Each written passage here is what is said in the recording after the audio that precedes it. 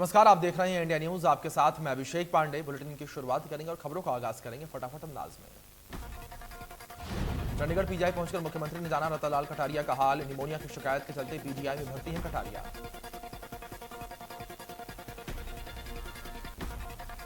गुरुग्राम में कृषि मंत्री जेपी दलाल की अध्यक्षता में कष्ट निवारण समिति की बैठक। 15 शिकायतों का निवारण। आला अधिकारी मीटिंग में शामिल हुए। उत्तर पूर्व राज्यों के दौरे से वापस लौटे शिक्षा मंत्री कमलपाल गुर्जर ने बताया कि वो मेघालय, नागालैंड, मिजोरम और असम के दौरे पर रहे। इस दौरान उन्होंने वहां के पर्यटन और दूसरी सुविधाओं को देखा। कमलपाल गुर्जर ने कहा कि वहां की सफाई और यातायात व्यवस्था अच्छी नजर आई, जिसे हरियाणा में भी लागू करेंगे। हरियाणा में 276 पीएम श्री स्कूल खोलने की मंजूरी मिली है। साथ ही 116 संस्कृति मॉडल स्कूल अब खोले गए हैं। अगले कुछ समय में 500 संस्कृति मॉडल स्कूलों को खोले जाने की योजना। ओम प्रकाश यादव ने कहा है कि सरकार पूरी तरीके से चुनाव के लिए तैयार है। साथ ही कहा कि विकास के नाम पर एक बार फिर से प्रदेश में भाजपा की तीसरी बार पूर्ण बहुमत से सरकार बनेगी। ओपी यादव ने कहा है कि आगामी चुनाव में विकास के नाम पर जनता भाजपा को एक बार फिर से सत्ता में लेकर आएगी।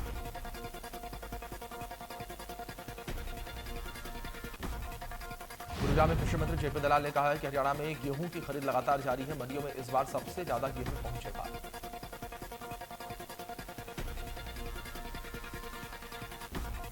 जेपी दलाल ने कहा कि किसानों से एमएसपी रेट पर गेहूं लिया जा रहा है। अभी तक 34 लाख मीट्रिक टन गेहूं की खरीद हो चुकी है, जिसकी लगभग 900 करोड़ रुपए पेमेंट सरकार किसानों को कर चुकी है।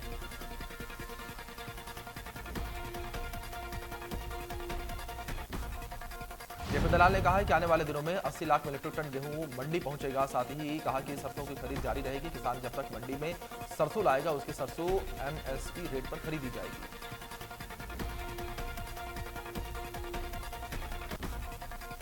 गज्जर की अनाज मंडियों में खरीद केंद्रों पर अब तक 54,466 मीट्रिक टन गेहूं और 4,656 मीट्रिक टन सरसों की खरीद हो चुकी है। जबकि दादरी की मंडियों में अभी तक 5,289 मीट्रिक टन गेहूं का उठान हो चुका है, जबकि 2,391 मीट्रिक टन सरसों का उठान हुआ है।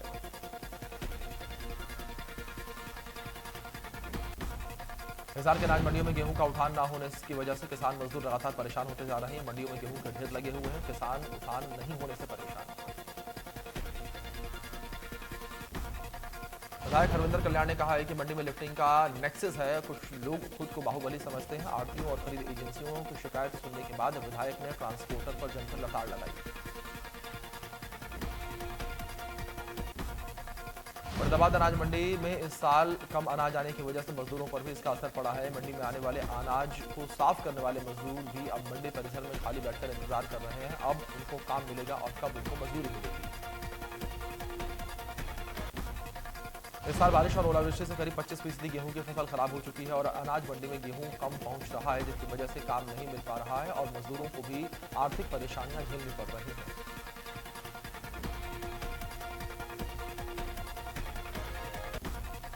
फरीदाबाद के अनाज मंडी में गेहूं की लिफ्टिंग बड़ी समस्या बनी हुई है। बल्लभगढ़ अनाज मंडी में बारदाना गलत मिलने से आढ़ती परेशान है। आढ़तियों का कहना है कि विभाग ने गलत बारदाना दिया है। ऐसे में मंडी में गेहूं से भरे कट्टों का अंबार लगा हुआ है। मार्केट कमेटी सचिव ने कहा है कि बारदाने की समस्या को जल्दी ठीक कर दिया जाएगा, जिसके बाद उठान की समस्या हल हो जाएगी। राहुल गांधी की आज कर्नाटक में 2 चुनावी रैली है। वे HAL हवाई अड्डे से विशेष विमान से बीदर जिले में भालकी जाएंगे, जहां पर एक जनसभा को संबोधित करेंगे। कर्नाटक में बीजेपी को एक बड़ा झटका देते हुए पूर्व मुख्यमंत्री और प्रभावशाली लिंगायत नेता जगदीश शेट्टार कांग्रेस में शामिल हुए। जगदीश शेट्टार कांग्रेस अध्यक्ष मल्लिकार्जुन खड़गे और KPCC अध्यक्ष DK शिवकुमार और कांग्रेस नेता रणदीप सुरजेवाला की मौजूदगी में कांग्रेस की सदस्यता दिलाई गई। कर्नाटक के पूर्व मुख्यमंत्री जगदीश शेट्टार के कांग्रेस में शामिल होने पर मल्लिकार्जुन खड़गे ने कहा है कि कांग्रेस को शक्ति मिलेगी और एकजुटता भी होगी। मल्लिकार्जुन खड़गे ने कहा है कि जो वातावरण कर्नाटक में बन रहा है, इससे सब लोग खुश हैं और सभी नेता हमसे जुड़ रहे हैं। यह लिंगायत का सवाल नहीं, लोग हमारे कार्यक्रम देखकर जुड़ रहे हैं। केंद्रीय रक्षा मंत्री राजनाथ सिंह गुजरात के गिर सोमनाथ जिले में सौराष्ट्र तमिल संगम का शुभारंभ करेंगे। 10 दिनों तक चलने वाले इस अनूठे संगम में समन्वय और परंपरा का उत्साह मनाया जाएगा।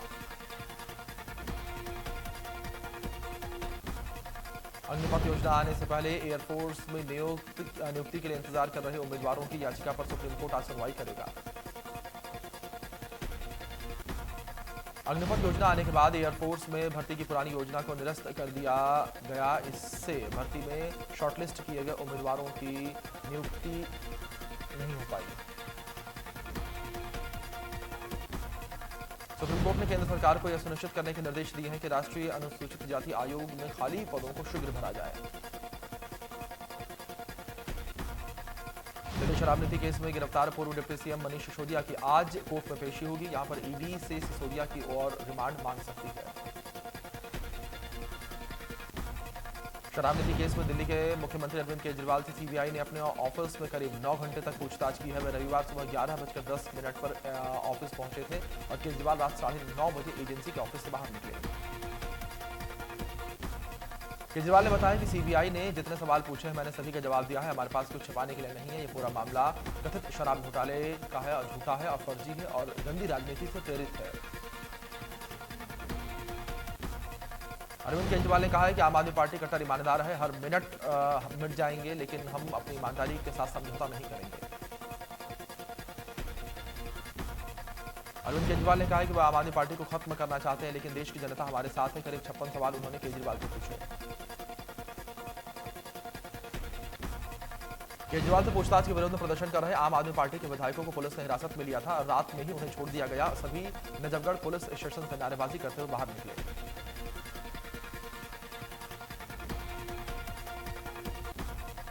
अतीक और अशरफ की हत्या को लेकर जब केंद्रीय राज्य मंत्री रावनजीत सिंह से सवाल किया गया तो उन्होंने कहा है कि यूपी का मामला है तो यूपी वाले ज्यादा बेहतर तरीके से बता सकते हैं। लेकिन साथ ही उन्होंने यह भी कहा कि पुलिस की मौजूदगी में हत्या ठीक नहीं। यूपी में अतीक और अशरफ की हत्या में शामिल एक शूटर का कनेक्शन हरियाणा से जुड़ा हुआ है। शूटर अरुण मौर्य पानीपत का रहने वाला। पिता दीपक कुमार को इस बात की जानकारी नहीं थी। उसके बेटे ने माफिया अतीक अहमद और अशरफ की हत्या कर दी है। सोशल मीडिया से उन्हें बेटे की करतूत की जानकारी मिली तो पूरा परिवार कुछ दिन देर में ही घर से फरार हो गया। उनके जाने के बाद पुलिस टीम गांव में पहुंची।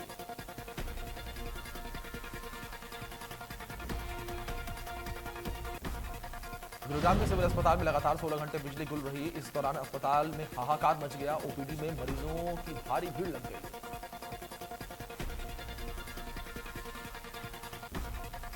गुरुग्राम में नागरिक अस्पताल में बिजली गुल होने के बाद मरीजों का इलाज टॉर्च से किया गया। इस दौरान मरीजों को बेहद परेशानी हुई है। गुरुग्राम में नागरिक अस्पताल में टॉर्च से हो रहा है ये इलाज। पुरानी पेंशन बहाली की मांग को लेकर कर्मचारियों ने रेवाड़ी में रोष मार्च किया है। कर्मचारियों का प्रदर्शन शहर के अंबेडकर चौक से शुरू होकर रावतुला पार्क में शहीद स्मारक पर पुष्प अर्पित करने के साथ समाप्त हुआ।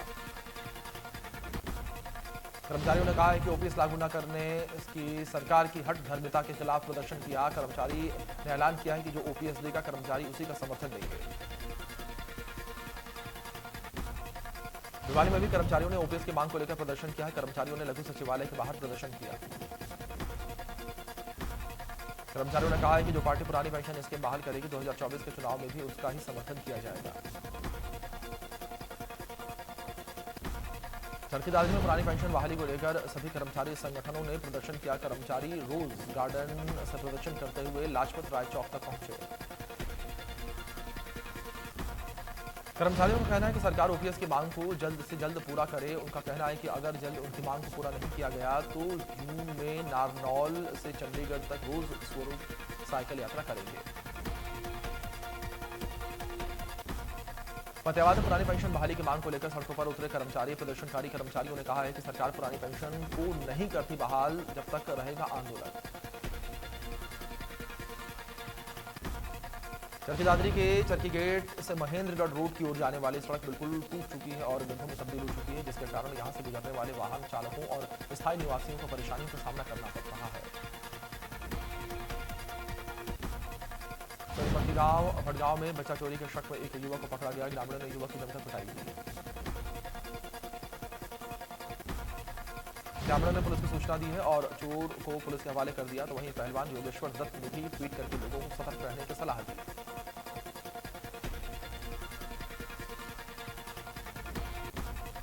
अम्बाला रेंज में ऑपरेशन प्रहार चलाया गया और इस ऑपरेशन के तहत कई नामी गैंगस्टरों और हथियार बरामद किए गए हैं। यमुनानगर में सबसे ज्यादा रिकवरी की गई।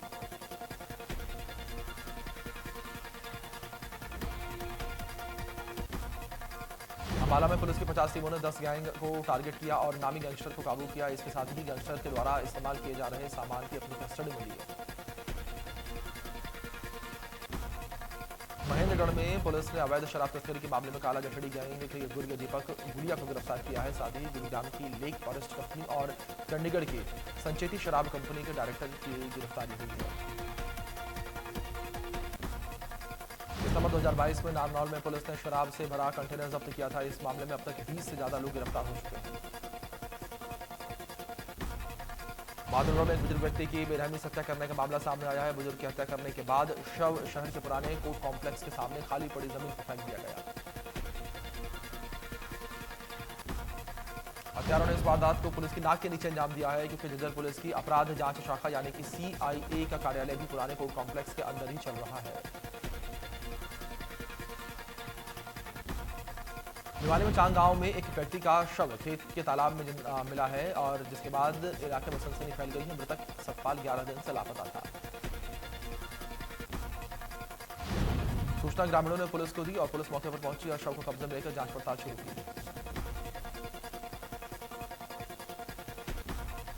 2 दिन पहले सोना इलाके में लाठी डंडों से मारपीट के बाद हत्या का वीडियो सोशल मीडिया पर वायरल हो रहा है, जिसमें ज्ञानेंद्र उर्फ फूला मदद की और जान बख्शने की गुहार लगा रहे हैं। लाठी डंडों को कुल्हाड़ी से लेस बदमाशों ने न केवल ज्ञानेंद्र को लाठी डंडों से कुल्हाड़ी से मारा है, बल्कि वारदात का वीडियो बनाकर सोशल मीडिया पर वायरल किया। फरीदाबाद के सूरजपुर में एक पिता ने अपनी बेटी या 3 बेटियों को क्रूरता से पीटा है, जिसका वीडियो सोशल मीडिया पर वायरल हुआ। इस दौरान चाइल्ड हेल्पलाइन की शिकायत पर केस दर्ज किया गया।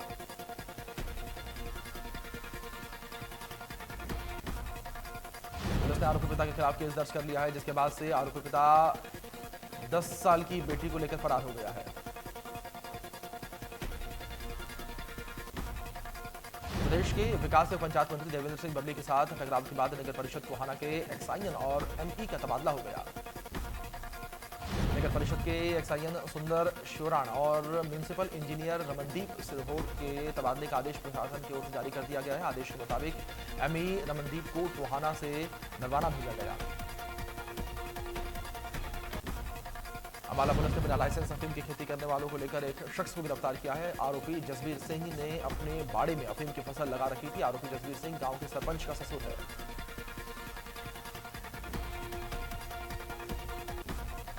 नंगल थाना के निहारसा गांव में बिना लाइसेंस अफीम की खेती करने की जानकारी मिली तो पुलिस मौके पर पहुंची और पुलिस ने अफीम के पौधों को उखाड़ा और खेती को नष्ट किया है। तो वहीं मामले में NDPS एक्ट के तहत केस दर्ज किया गया।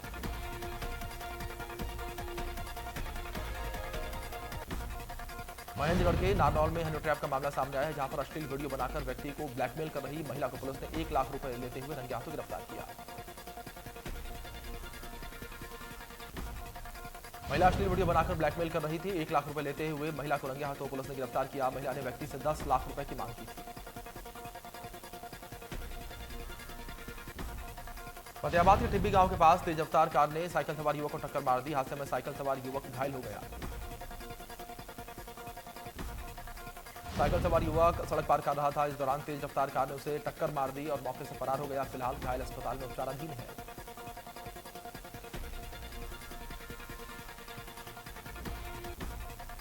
डबवाली शहर में गोल चौक पर ट्रॉला चालक ने एक महिला को टक्कर मार दी। हादसे के बाद घायल महिला को अस्पताल में भर्ती करवाया गया, जहां उसने दम तोड़ दिया।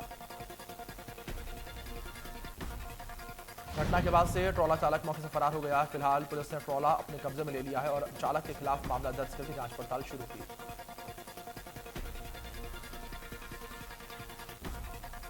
माधवगढ़ में भारतीय सेना का युद्ध टैंक दुर्घटनाग्रस्त होने का मामला सामने आया है। हादसा के MP एक्सप्रेसवे के पास असौदा टोल प्लाजा के पास हुआ।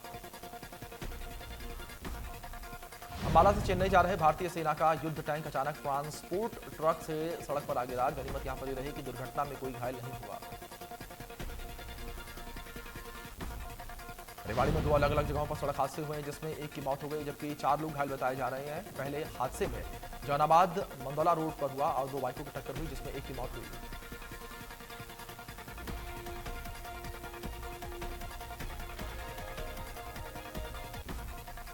दूसरा हादसा दिल्ली जयपुर हाईवे स्थित खेड़ा बॉर्डर पर हुआ है, जहां पर बाइक सवार 2 युवक गंभीर रूप से घायल हो गए हैं, जिन्हें इलाज के लिए अस्पताल में भर्ती करवाया गया।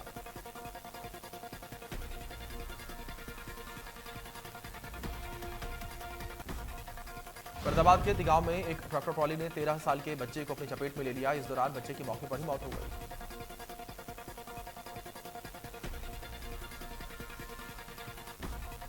बच्चे की मौत के बाद ग्रामीणों में भारी रोष है। फिलहाल पुलिस ने ट्रैक्टर चालक के खिलाफ केस दर्ज कर लिया है और आगामी कार्रवाई शुरू कर दी है।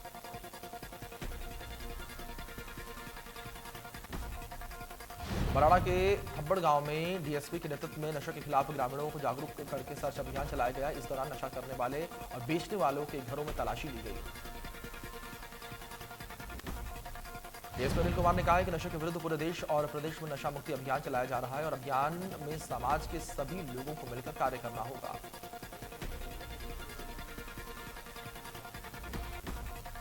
गुरुग्राम के लखी सचिवालय पर जोमैटो कंपनी के कर्मचारियों ने विरोध प्रदर्शन किया। प्रदर्शनकारियों के प्रति ऑर्डर कमीशन को घटाए जाने का विरोध किया।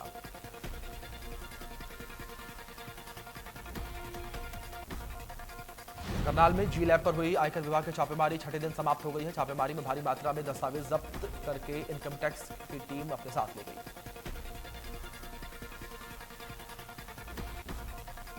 महेंद्रगढ़ के कस्बा कनीना में एसबीआई बैंक में बैग काटकर रिटायर्ड फौजी के बैग से 50,000 रुपए निकाल लिए गए। पुलिस ने सीसीटीवी फुटेज कब्जे में लेकर छानबीन शुरू की। रेवाड़ी में मिट्टी में दबने से मजदूर की मौत हो गई है। शौचालय के लिए मिट्टी खुदाई का काम चल रहा था। मिट्टी खिसकने से 27 वर्षीय मजदूर साहिल मिट्टी में दब गया।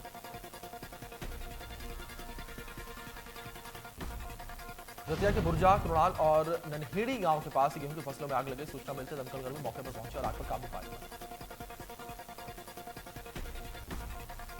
खेतों में आग लगने से किसानों को भारी नुकसान हुआ है। इस दौरान किसान बेहद परेशान हैं और मुआवजे की मांग कर रहे हैं। टोहाना के समैन गांव में किसानों ने खेतों में आंधी के चलते आग लग गई है। सूचना मिलते दमकल कर्मी मौके पर पहुंचे और आग पर काबू पाया। देश में कोरोना के मामले बढ़ते जा रहे हैं। पिछले 24 घंटे में कोरोना के 27 लोगों की मौत हो गई, जबकि एक्टिव केस 60,000 के पार पहुंच चुके हैं।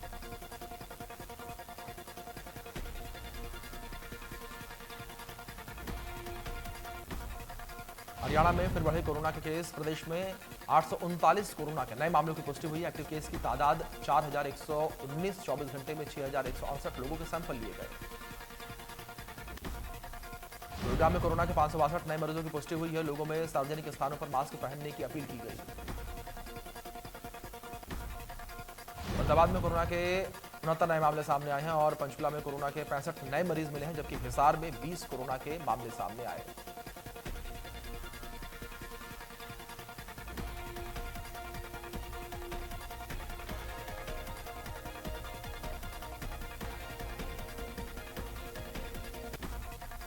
रूस के राष्ट्रपति व्लादिमीर पुतिन ने चीन के रक्षा मंत्री जनरल ली शांगफू से मुलाकात की और मॉस्को के साथ बीजिंग में मजबूत संबंधों को रेखांकित किया।